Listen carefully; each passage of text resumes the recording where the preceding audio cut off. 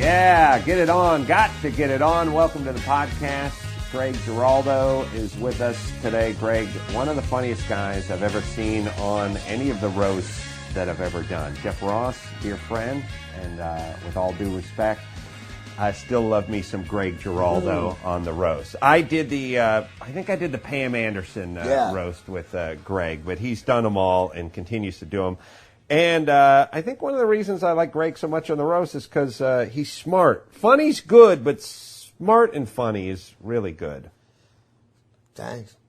See how funny that was? I mean, yeah, I agree with you, man. Graduated from Harvard Law School, went to Columbia, worked as a lawyer for a few years before becoming a comedian. No, a year, not even a year.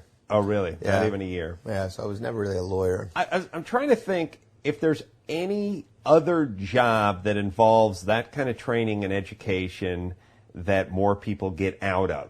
It's not like it's not like every third guy you meet in Hollywood goes, I was a dentist. Right. No, if you go through dental school, you take that fucking drill to the grave, right? Every third guy in this town, especially all the suits, were attorneys, and it just drove them nuts. Yeah, well, I think, the suits, a lot of writers, the thing at law school, it's just, it sort of appeals to people who think they're sort of creative, but they're not really artsy enough to be fucking poets or writers or musicians, but they kind of want to be something. So they think, well, I don't know what I'm doing. I'm kind of verbal. I kind of maybe will perform, but I'm not committed enough that I'm like going to start auditioning. So fuck it, I'll just go to law school. So you get a lot of people go through that, and then they realize you get to the nuts and bolts world of actually being a lawyer, and you realize like, fuck, I can't do it. Yeah. So it's a weird trap between being smart, being verbal, but not being guided, I don't want to be a doctor, I don't want to be a veterinarian, like I'm not that committed. But having some education, having parents that are educated, and so I feel like half the lawyers I talk to just went to law school to appease dad, because they didn't want to just drop out, or they would have freaked out if you started doing stand-up at 19. That's exactly. So you just kind of went, all right, Dad, I'm in law school, get off my back, keep cutting me checks, I'll be fine. That's exactly it. But with no real love of it or intention to follow through with it. No, you never see people. I mean, every once in a while there's somebody whose father was a lawyer, and then they're like, I want to follow. Like, they really seem to be committed to wanting to be lawyers, but you almost 90% of the people there are like, fuck, I don't know what else to do. The only lawyers that ever really seem to be good and committed are the ones that work for the mob, like when they're trying to traffic coke and stuff like that.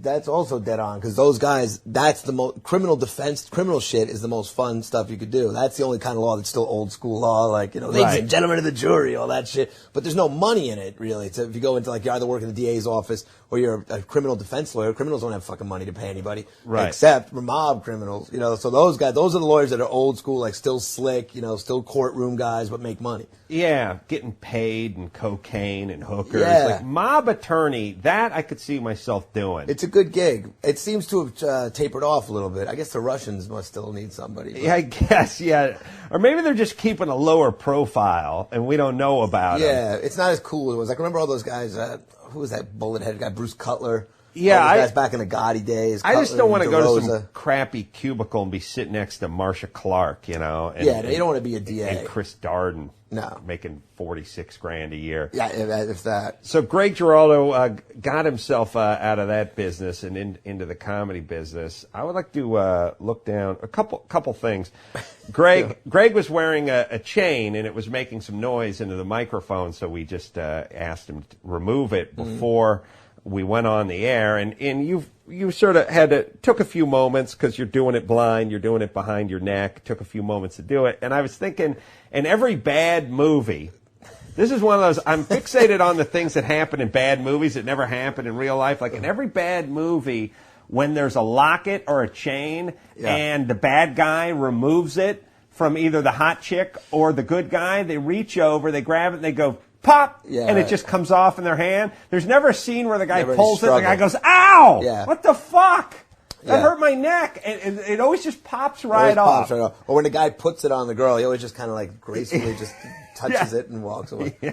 He's never like, oh, fuck, can you turn around for a second? Wait, it's in my hair. The same guy, the same bad guy that pulls the locket off with one quick pop does the move where he drags the back part of his hand across the cheek's chick and does the super creepy thing about how he and her would make quite a team. Yeah. And then she spits at him, and then he backhands her, and she keeps her head that way. And I've always said, if you backhand a woman and she keeps her head that way, that meant she had it coming. Yeah, oh no, she knew she deserved it. I also like the move where he's about to backhand her, then his hand shakes and he stops himself. That one. You know what move they don't do in movies anymore, and they used to do it all the time? It's when the cop catches the guy who killed his wife and family, and he gets to the scene moments before his partner does, and he's holding the .45 at the guy's head, and the guy's looking up at him defiantly going, do it, do it. And his partner's at the end of the hall going, don't do it. And he does that move, and at some point, he just screams, ah! And he never squeezes the trigger, but he just screams. Or Who decided that? I like when they scream and shoot. Oh, and then you got to cut down and reveal that he just shot off to the side. Yeah. There's that one too. Yeah, he shot the pillow next to the guy's head. There's something. Maybe it started in the movie Seven. I don't know, but there was some point about 15 years ago where the good cop would get hold, and his partner would always be telling him, "Don't do it. You'll be one of them." Don't be one of them. And he'd hold it, and then he'd hold it, and he'd tremble, and then he'd just scream at the top of his lungs. The shaking wasn't enough. Because the shaking was always funny to me. Like, I'm going to add that to my list of things I want to do. I have this list, of like having my hands registered in a county, as weapons. Yeah. Having to dive into a body of water with a knife in my mouth. That I have pearls. Having a cape removed from me when I'm on stage, and not done in a weird. I have a weird list of that. Yeah. Most of these seem pretty doable, Adam, but pinning a victim, getting a guy who slaughters your family down while you hold a gun over his head, that one's going to be a little more challenging than diving into a body of water. I want to be the guy who is on the ground. Oh. Where the guy holds the gun to me and, and you just want to look up and go, go ahead. Do it. Yeah. Do me a favor. Yeah, or just where I'm begging a guy to kill me where I know he's not going to do it. I knew you were a pussy. Irking him. You don't have the guts. You're a child. I knew you didn't have the balls. balls. Your wife screamed when I fucked her. They never... But, it's always that thing where they want them to kill him and they go, like, do it. And the guy, like, no. And then they're like, you don't have the guts. And the guy's, no. But they never do, like, if they really wanted it, it'd be like, I ate your mom's pussy and it stunk like cat shit. Like, then the guy would squeeze the trigger, right? Sometimes that happens. They push him to shoot. Or sometimes, when he doesn't, the guy gets up and he goes, I'm not like you. That's right. That's right. Walks away. Yeah. I always love that the guy's partner is always he's far enough away so we can hear him, but not that he can do anything. Yeah. Yeah. We got to do that movie. That's be a good movie for sure. Now, let me ask and then we can combine elements of the romantic comedy, and we could have like the irreverent, fun-spirited, crazy girl, and the guy that's a little too serious about her job, and then she could take the briefcase and in the montage, she could throw the briefcase in the river. I always think about that, like when Ben Stiller plays the super uptight insurance adjuster who calculates risk and wears a bow tie. And then you have the chick from Dharma and Greg, who plays Jenna Elfman plays the free-spirited, fun-loving. Why does she always win him over? Right. Why is he got his pant legs rolled up in his suit and is running through the surf? How about she just gets really uptight and anal? Yeah. Like, why does she always win? Like, there was that movie, I can't remember what it was called, but it was like Ben Stiller and Jennifer Aniston. And Jennifer Aniston is this freewheeling, groovy, hey man, just let your freak fly. Yeah. And he's always calculating risk and adjusting for it. How about a movie where she goes over to his side? Hey, you know what? It's nice to make money and be responsible. Yeah, you know what? I like the feeling of driving with insurance. I'm taking some MBA classes. Yeah, you know what? I got a 401k. I got one of those earthquake kits that has the wind up AM radio in it with some batteries. An earthquake kit. I put that aside, and I'm putting aside some money for my future.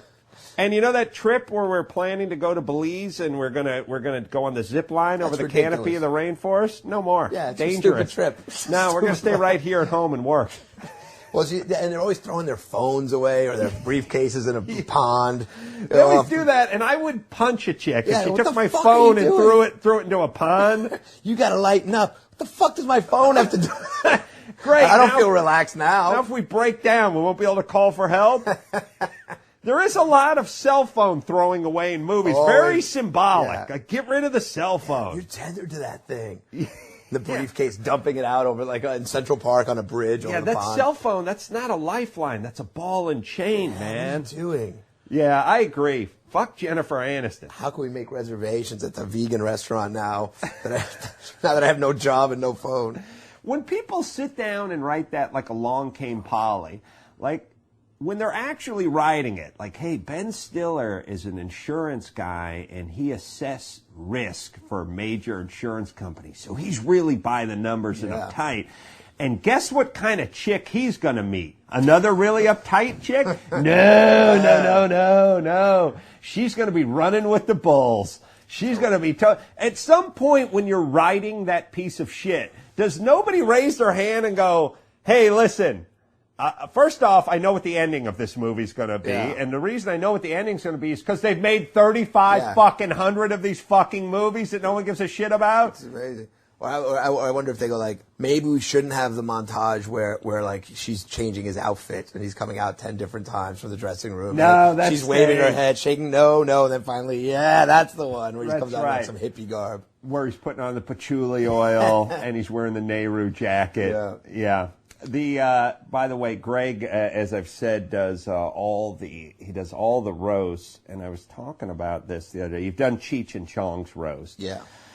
I didn't do that roast, but I found out, I don't know why, I think I wanted to have Cheech on the radio show or something, and I found out he had a problem with me. Really? Yeah. And a couple of thoughts. Oh, I think you might have mentioned this a while back. First off, why are comedians so fucking uptight? Like, of all the people in the world, you know, the people you think should be able to take a joke, should be able to roll with the punches, you're comedians. Like, I understand when you're the Sultan of Brunei and you've insulted the Sultan, you know what I mean? And then there's certain cultures where it's like you just don't slap him on the back and, do a Three Stooges move on him where you blink, hit him in the eyes. But comedians, it seems to be a fair amount of them they get their panties in a bunch pretty easily. They get insulted pretty easily. And I found out that Cheech was insulted by me. And I was like, I don't think I've ever even met the guy. Like, and I haven't talked any shit about him. Like, what was it? I remember you mentioning this last time I talked to you, but I don't remember what the story was exactly. Well, see, first thought was, I always thought Cheech and Chong totally overrated. Like, just that pot humor is like, those movies don't stand up at all. That shit is totally overrated. It was the right 70s, place, though. Fine. Right place, right time. Yeah, I mean, at the time I loved them, but I was, at the time you loved them. But when you go back and watch they don't hold up. They're shit. Yeah. But I never said that. Like, I was thinking that stuff was shit, but I never actually said that stuff was shit. Yeah. So why is he offended? And then somebody told me who worked with him, he's offended because we both did a Jimmy Kimmel appearance together. And we were just, it was one of those things where he went on first and then I went on and then, he got up and moved over and then I sat in the seat. And he was wearing like a loud shirt. I made a comment on it. But it's the kind of comment comedians make to other comedians who are in front of an audience. Yeah. Like a roast. Right. You bust each other's chops a little bit. And then he made a joke like, who dressed you, your grandma or something? Like, he made a joke and I made a joke. And then we moved on with the interview, and then I just went home, and it was like, I was like, see you later, Cheech. Never thought another thing about it, and 4 years later, he won't do the radio show because I offended his sensibilities. What the fuck?